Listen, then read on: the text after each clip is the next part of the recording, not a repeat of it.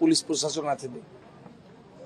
দাদা আজকে এই যে নিরোধের যে উদ্বোধন হলো, সাধারণ মানুষ বা গরিব মানুষ কিভাবে সেবা পেতে পাচ্ছে তো সেবা।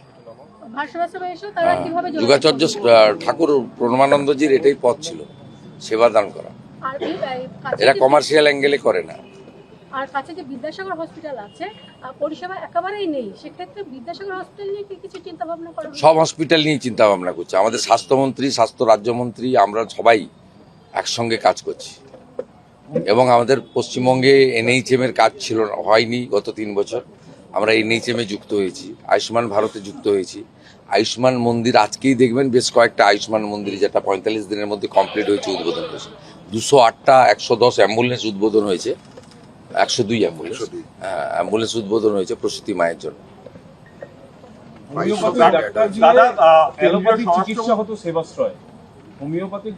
না, অভিযোগ এসেছে, আমি দেখেছি। এখানে এসপি আছেন, তিনি তদন্ত করবেন এবং জেলা শাসক বা স্বাস্থ্য দপ্তরের যা হেল্প নেওয়ার পুলিশ নেবে। ইটস এ ক্রাইম হলে দেখার জন্য ভারতীয় ন্যায় সংহিতাতে যা করার করা হবে। দাদা, কেন্দ্রীয় স্বরাষ্ট্রমন্ত্রীর সাথে জনবিন্যাস যে সমস্ত রাজ্যে বদলেছে, ওই মডেল তো দেখিয়েছেন ফলতাতে, আর নতুন মডেল না দেখানোই ভালো। একটি উচ্চ পর্যায়ের কমিটি গঠন করা হয়েছে যারা কেন্দ্রীয় স্বরাষ্ট্রমন্ত্রীর সাথে বৈঠক করেছে, যেখানে জনবিন্যাস বদলে গেছে, তারা ফিল্ড সার্ভেও করতে যাবে।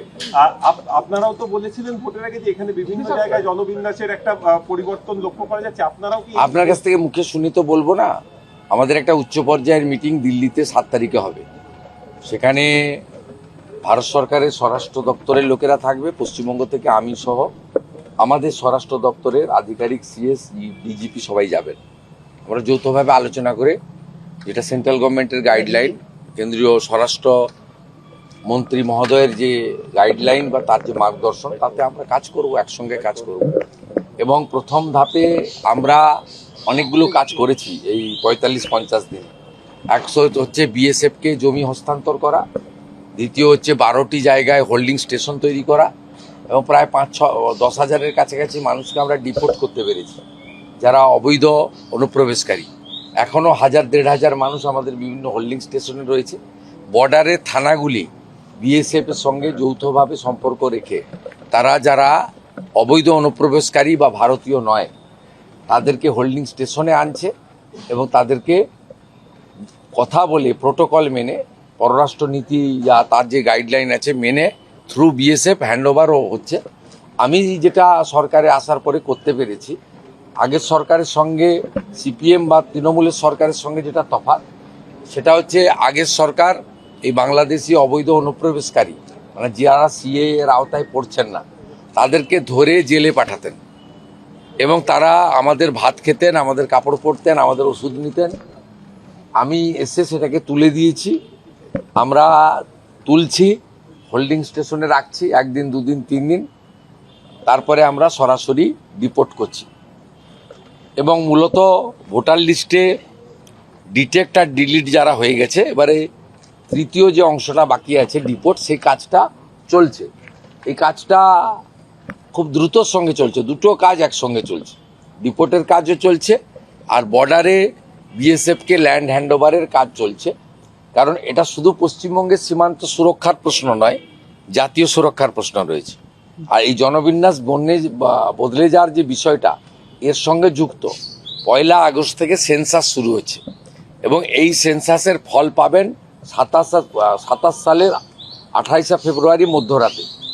এই সেন্সাসের চিত্রটা এসে গেলে আরও বেশি করে আগামী দিনে লং টার্মে পশ্চিমবঙ্গের এই ডেমোগ্রাফি চেঞ্জ নিয়ে আমরা অনেকগুলো ফ্রুটফুট অ্যাকশন নিতে পারবো भारत सरकार और स्वराष्ट्र दफ्तर गाइडलाइन में। दादा हिंदी में दादा क्या कहना चाहेंगे, जिस तरह से आज अन्नपूर्णा योजना का भी आप लोगों ने किया, कुछ क्या कहना चाहिए? देखिए, मोदी जी का गारंटी था, पश्चिम बंगाल सरकार वो गारंटी पूरा करने का काम कर रहा है। आज 1,10,00,000 हमारी नारी शक्ति का खाते में थ्रू डीबीटी 3,000 करके रुपया चला गया और भी 20 लाख प्रोसेस में है। कुल 1,60,00,000 का पिटीशन आया था, 26 लाख का रिजेक्ट हुआ, क्राइटेरिया फुलफिल नहीं किया। बाकी लोग को हम लोग ट्रांसफ़र करने का आज बड़ा एक हर असेंबली में मानने चलिए 30-35,000 करके आज बेनिफिशियरी दीदी बहन को उनका अकाउंट में खाते में मिला। हमारी मोदी जी का जो गारंटी था, संकल्प पत्र में हम लोग का जो वादा था, वो पूरा करने का काम ये डबल इंजन का सरकार कर रहा है। नॉट ओनली द अन्नपूर्णा योजना, आज से विकसित भारत जी राम जी चालू हुआ है।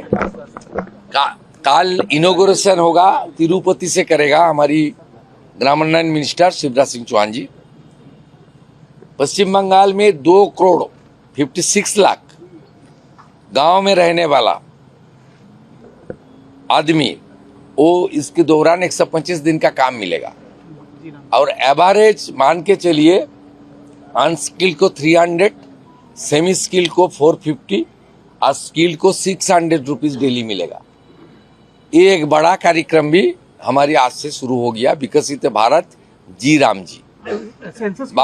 बाकी बहुत सारा बजट में हम लोग स्कीम लिया है, बहुत सारा सेंट्रल गवर्नमेंट का स्कीम में भी हम लोग इतना दिन तक पिछले सरकार ने उसमें नहीं चालू किया था पश्चिम बंगाल में। इसमें कोई पार्टी का क्या नुकसान हो वो तो पता नहीं मुझे, लेकिन आम जनता का बहुत नुकसान हुआ। इसलिए कल हमारी पश्चिम बंगाल में सचिवालय सेक्रेटेरिएट में सब मिनिस्टर का साथ हेड ऑफ द डिपार्टमेंट का पूरा दिन का मीटिंग है।